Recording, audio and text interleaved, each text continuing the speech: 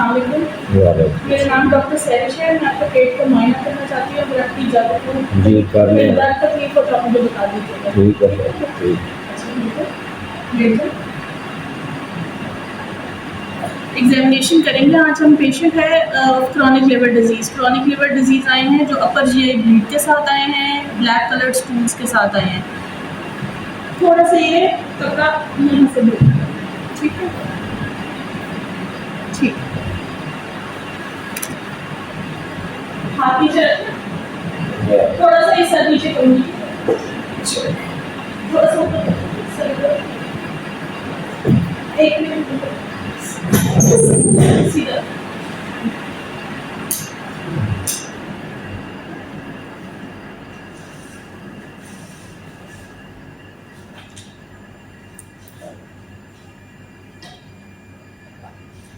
दीवार की तरफ चेहरा करिए, ऐसे, शाबाश। मुंह खोल के लंबी सांस लीजिएगा।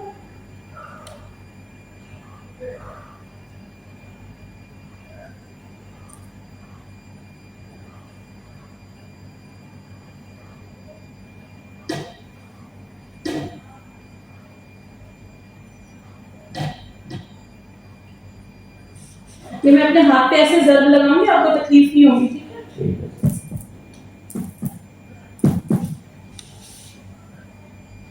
खोल के लंबी सांस लीजिए।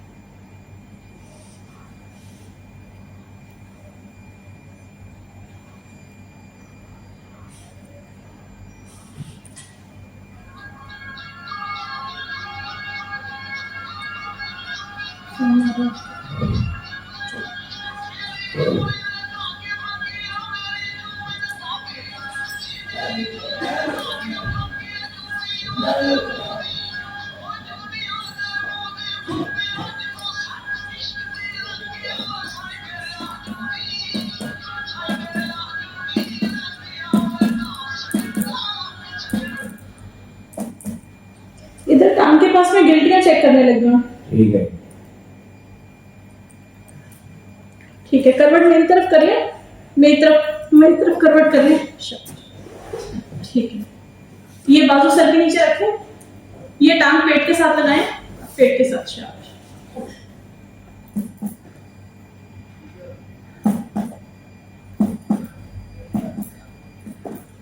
मुंह खोल के सांस।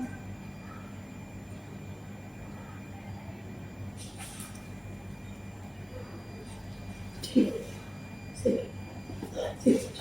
थोड़ा सा सर ऊंचा करने लगी हूँ, ठीक है, ताकि इजी हो जाए। चलिए, ऐसे हाथ सीधे करें। किसी जोड़ में दर्द तो नहीं है? नहीं सर।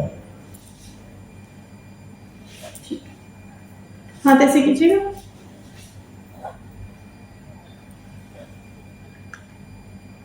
ठीक है, उंगली ऐसे करके खोल लें। ठीक है, हाथ सीधे करें। ये निशान कैसा है? ये नाम लिखा था तो मिटा दिया। नाम लिखा था जी। ठीक। इधर बगल में गिल्टियां चेक करने लगी हूँ। ठीक है।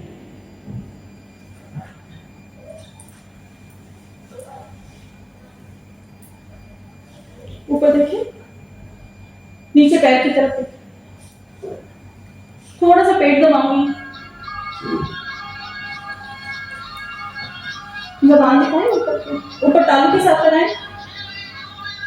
ठीक हो,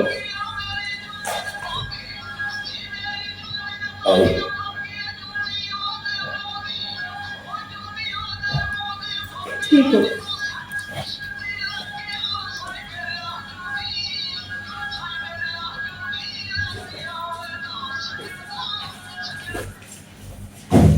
उठ के बैठे, मुंह खोल के लंबा सांस लीजिए। ठीक हो गया, बहुत शुक्रिया। मेहरबानी। नहीं अच्छा, आप बताएँगे कि आप जब आए हैं हॉस्पिटल में किस सलामत से आए थे? क्या वजह थी? ये पेट से दर्द सी सर पे नाल पखाने आए थे काले काले पखाने? 2 दिन पहले आज 4 दिन हो गए हम सही आ रहे पहले ही कभी काले पखाने आए नहीं थे? ये नहीं आई अच्छा, पहले कभी ये कान रहे तो हाँ जी ये काल आया सर कितने अर्से पहले? मेरा थोड़ा साल 1.5 साल पहले रहा अच्छा, उਦੋਂ फिर भी कोई 3 महीने की कोर्स 3 महीने मैं क्या 6 महीने तक करना फिर सर मेरे को भी गोलियां खराब हो गई चीजें वो फिर 3 महीने रह किया मेडिसिन किया 3 महीने ਦਾ ਡਾਕਟਰੀ ਦਾ ਇਲਾਜ ਕੀਤਾ ਹੈ, ਜੀ। ਦੇਸੀ ਇਲਾਜ ਤਾਂ ਨਹੀਂ ਕੀਤਾ? नहीं नहीं ये देसी में ਠੀਕ ਹੈ, ਡਾਕਟਰੀ ਦਾ ਇਲਾਜ ਕੀਤਾ, ਉਹਦੇ ਬਾਅਦ ਇਹ ਕਾਨ ਦਾ ਟੈਸਟ ਵੀ ਕਰਾਇਆ ਸੀ ਵੱਡਾ ਕਿ ਹੁਣ ਖਤਮ ਹੋ ਗਿਆ ਇਹ ਕਾਨ? टेस्ट कराया सका तो मैंने नहीं लिया जी करो बेटा ਉਹ ਨੈਗੇਟਿਵ ਆ ਗਿਆ ਸੀ? हाँ ਠੀਕ जी ਹੋ ਗਿਆ हाँ ਸੀ? जी सर कहते जी बिल्कुल ठीक है चलो ठीक है, शुक्रिया। धन्यवाद। एग्जामिनेशन किया है हमने आज एक जिगर के मरीज़ का जिनको हेपेटाइटिस सी चल रहा था और अब हमारे पास वो आए थे क्योंकि उनको काले रंग के पखाने आ रहे थे। मुआयने के अंदर आपने ये दिखाया है कि एज अ डॉक्टर हमें कैसे कैसे मुआयना करना चाहिए एक जिगर के मरीज़ का, जिसके अंदर हम देखेंगे कि उसका जिगर तो नहीं बढ़ा हुआ, उनका तिबी तो नहीं बढ़ी हुई, उनके पेट के अंदर पानी तो नहीं है जो कि प्राइमरी लिवर डिजीज़ के लिए, इसके अलावा उनकी डिफरेंट कॉम्प्लिकेशंस के लिए हमने बाकी मुआयना करते हैं ताकि हम दिल देख सकें, फेफड़े देख सकें, इसके अलावा हम देख सकें कि वो बेहोशी व नूदगी में तो नहीं है। अब बाकी कुछ इन्फॉर्मेशन मैं देने लगी हूँ आम लोगों के लिए कि जिनको जिगर की तकलीफ़ है कि उनकी क्या वजूहात हो सकती हैं, क्या कॉम्प्लिकेशंस हो सकती हैं, उनको क्या क्या अलामतें हो सकती हैं जिगर की तकलीफ़ के साथ। जिगर की तकलीफ़ जिसे हम कहते हैं क्रॉनिक लिवर डिज़ीज़। आम लोग समझते हैं कि ये सिर्फ हेपेटाइटिस बी या सी की वजह से हो सकती है, लेकिन और भी बहुत सारी वजूहात है जिसकी वजह से जिगर की तकलीफ़ होती है, जिसके अंदर एक है शराब नोशी, दूसरा है बहुत ज़्यादा मोटापा, शुगर का ज़्यादा हो जाना या ब्लड प्रेशर का ज़्यादा हो जाना, जिसे हम कहते हैं non alcoholic fatty liver disease. इसके अलावा एक डिज़ीज़ है जिसे हम कहते हैं ऑटो इम्यून लिवर डिज़ीज़। ये यंग लोगों के अंदर होती है। इसके अंदर क्या होता है कि बाल गिरना, मुंह में छाले निकलना, जोड़ों की तकलीफ़ होना, माहवारी के अंदर रुकावट होना, बच्चे बार बार ज़ाया हो जाना, ये ऑटो इम्यून डिजीज़ इन्हें कहलाते हैं। और ये जब जिगर को इन्वॉल्व करती हैं तो इसे कहते हैं ऑटो इम्यून लिवर डिजीज़। इसके अलावा कुछ जेनेटिक डिजीज़ हैं, जैसे कि एक बीमारी है जिसका नाम है हीमोक्रोमेटोसिस, जिसके अंदर क्या होता है जिगर की तकलीफ़ है, साथ में शुगर है और बड़े जोड़ हैं उनमें दर्द शुरू हो जाती है।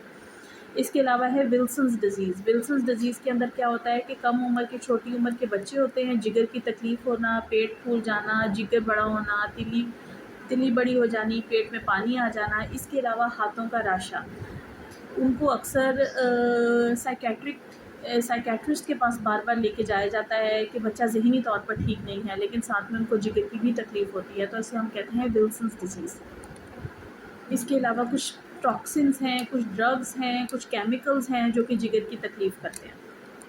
कुछ अलामतों के बारे में ज़िक्र करूँगी जो जिगर की तकलीफ़ वाले मरीज़ों के अंदर देखी जाती है, जिनमें सबसे पहले है थकावट होना, जल्दी थक जाना, डेली का काम रूटीन से ना कर पाना, भूख का कम लगना, मतली होना, उल्टी होना, आँखों का पीला हो जाना। इसके अलावा पैरों पे सोजिश आ जाना, पेट पे सोजिश आ जाना, जिस्म के ऊपर ख़ारिश होना, जिस्म के किसी हिस्से से खून निकलना, दांतों से खून निकल सकता है, नाक से खून निकल सकता है, उल्टी आ सकती है खून की, बड़े पेशाब में खून आ सकता है, बड़े पेशाब काले रंग का आ सकता है। इसके अलावा जिस्म के ऊपर काले नीले धब्बे पड़ सकते हैं। कुछ कॉम्प्लिकेशंस का जिक्र करूँगी जिगर के मरीज़ों के लिए। कुछ कॉम्प्लिकेशंस जो हैं, एक है कि पखाने में खून आना, उल्टी में खून आना, जिस्म के ऊपर ब्रूजेस बन जाना, दांतों से खून आना, जिसका जिक्र मैंने पहले भी किया है। इसके अलावा बेहोशी गनूदगी आना। शुरू में ऐसा होता है कि मरीज़ दिन के टाइम पे सो रहा होता है, स्लीप पैटर्न डिस्टर्ब होता है, आहिस्ता आहिस्ता ज़्यादा गनूदगी के अंदर चला जाता है। कुछ चीज़ें हैं जो कि इस गनूदगी को बढ़ा सकती हैं। सबसे पहले है हकीम की दवाई खाना। इसके अलावा ये है कि उल्टियाँ आना, मोशन आना, बुखार होना, किसी भी किस्म का इन्फेक्शन जिगर वाले मरीज़ों को बेहोशी गनूदगी की तरफ लेके जा सकता है। इसके अलावा कब्ज़ का होना जो बहुत इम्पॉर्टेंट है, कब्ज़ नहीं होनी चाहिए जिगर के मरीज़ों को। इसे हम मेडिकल ज़बान में हेपेटिक एनकेफेलोपैथी कहते हैं। इसके अलावा लिवर का फेल हो जाना, जिसके अंदर दौरे झटके पड़ सकते हैं, मरीज़ की बेहोशी गनूदगी ज़्यादा हो सकती है, जिस्म के अंदर से ब्लीडिंग किसी भी हिस्से से बहुत ज़्यादा हो सकती है। और एक और कॉम्प्लिकेशन है, वो है लिवर के अंदर रसोलियाँ बन जाना। इलाज के बारे में बताती जाऊँ, जिगर के मरीज़ों के लिए जब हम इलाज करते हैं तो एक तो है कि जिस वजह से जिगर का कैंसर हो रहा है उसको इलाज करें। हेपेटाइटिस बी है या सी है या अल्कोहलिक है मरीज़, या फिर मोटापा है, शुगर है, ब्लड प्रेशर है, जिसे हम non alcoholic fatty liver disease कहते हैं। अगर ये ऑटो इम्यून डिजीज़ की वजह से है तो ऑटो इम्यून डिजीज़ का इलाज करेंगे, जिगर की बीमारी आहिस्ता आहिस्ता बेहतर होती जाएगी। इसके अलावा ये है कि जिगर की पेवंदकारी।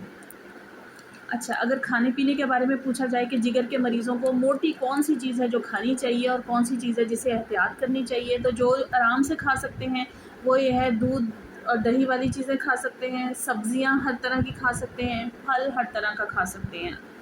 अगर जो चीज़ें हैं जिनके बारे में पूछा जाए कि कौन सी चीज़ें मना करनी हैं उनको, तो आप लोगों को तली हुई चीज़ें नहीं खानी चाहिए जिसमें बहुत ज़्यादा नमक या चिकनाई मौजूद हो। इसके अलावा आपको बाहर की कोल्ड ड्रिंक्स, कैंड फूड नहीं इस्तेमाल करनी चाहिए।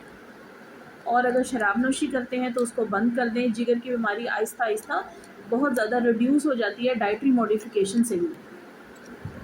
और आखिरी एहतियात जो मैं जिगर वाले मरीज़ों के लिए बताना चाहूँगी वो ये है कि जिनको हेपेटाइटिस सी है या बी है और वो समझते हैं कि हमारा बी या सी पॉजिटिव आया था और अब हमने ट्रीटमेंट ले ली है, तो उनको चाहिए कि हर 6 महीने बाद अपना अल्ट्रासाउंड लाजमी करवाएं, ताकि इवन ट्रीटेड मरीज़ों में भी देखा गया है कि जिगर के कैंसर्स हो सकते हैं। तो आप अगर अपना हर 6 महीने बाद अल्ट्रासाउंड कराएंगे तो अगर कोई खुदा न खास्ता रसोली बनती है जिगर के अंदर भी, तो वो आप बहुत अर्ली पिक कर लेंगे। जितना जल्दी उस रसौली को पिक किया जाएगा उतनी आसानी से ट्रीट हो सकता है। अगर लेट पिक करेंगे तो ज़ाहिर सी बात है ट्रीटमेंट मुश्किल हो जाएगी, जिगर की पेवंदकारी मुश्किल हो जाएगी। तो जिनको हेपेटाइटिस बी सी था और बेशक वो इलाज ले चुके हैं, ट्रीटमेंट ले चुके हैं, मुकम्मल कर चुके हैं, हर 6 महीने बाद अपना अल्ट्रासाउंड लाजमी कराएं।